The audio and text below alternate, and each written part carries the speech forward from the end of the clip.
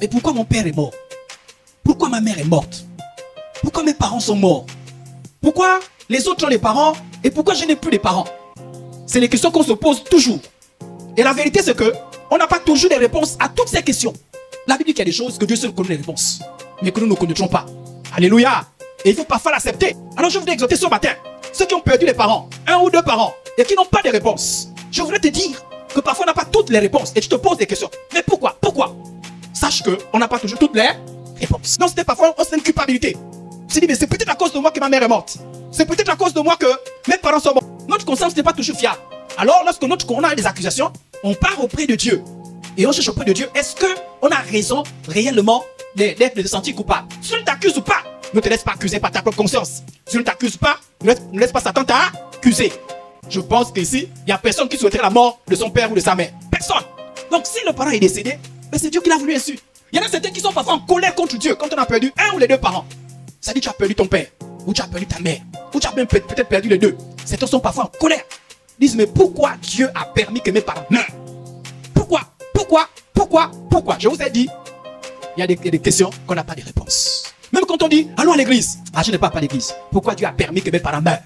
Prie. Ah, je ne prie pas. Pourquoi Dieu a permis que mes parents meurent? Sachez les frères et sœurs en Christ, que Dieu ne veut pas le mal de quelqu'un. Le mal vient du diable. C'est le diable qui fait le mal, mais pas Dieu. Et le diable, en faisant le mal, veut te détacher de celui qui peut te faire du bien. Alors il te pousse à accuser. Donc je dis, si tu t'es fâché contre Dieu, ou tu connais quelqu'un qui est fâché contre Dieu, de lui, que ce n'est pas Dieu qui est responsable de la mort de tes parents. Alors, mais d'autres disent, comme mes parents sont morts, pourquoi je vis encore? D'autres disent, moi, c'est plus bien de vivre. Ah, c'est plus bien de vivre. Les autres aussi peuvent vivre. Les autres peuvent vivre. Moi, je n'ai plus mon père, je n'ai plus ma mère.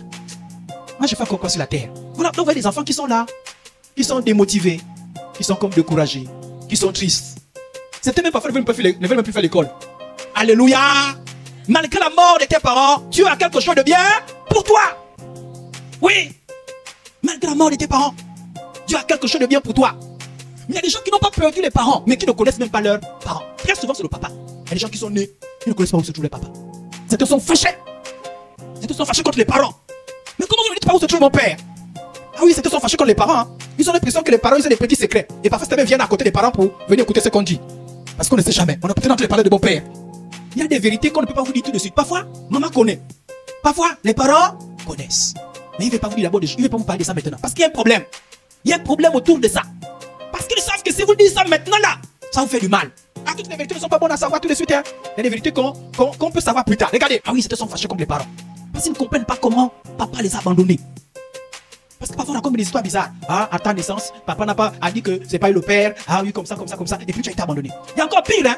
Ah oui, certains c'est papa. D'autres c'est même les deux parents. Ah oui, moi je vois des enfants où papa et maman ont dit, hey, ne viens pas chez nous. Ils sont allés déposer chez mamie. Parfois tu comprends, l'enfant est chez mamie. Les deux parents hein, sont allés prévenir. C'est-à-dire que toi tu es un orphelin, tes parents sont vivants. Mais tu es comme un orphelin. C'est mamie qui te garde. C'est la grande soeur qui te garde. C'est la tante qui te garde. C'est le grand-père qui te garde. C'est pas tes propres parents qui te gardent. Et pourtant, ils sont vivants. La Bible dit, pardonnez. La Bible dit quoi? La Bible dit quoi? La Bible dit quoi? Il n'y a pas la haine pour ton père. Que Dieu te donne un cœur qui sait pardonner. Donc, si le père a abandonné, on fait comment? Est-ce qu'on a la haine? Est-ce qu'on cherche à se venger? Pourquoi on pardonne? À cause de Dieu. Et si on n'arrive pas, on demande la force à Dieu. Ceux-là qui vivent avec les parents adoptifs. Que pendant qu'on t'a abandonné, il y a des gens qui ont dit, rentre dans ma maison.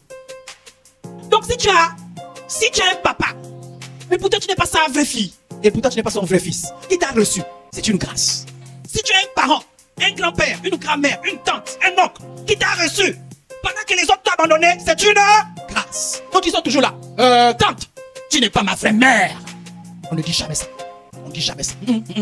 Hey, tu es la femme de mon père, hein. Tu n'es pas ma mère. On ne dit jamais ça. Tu es le mari de mon père.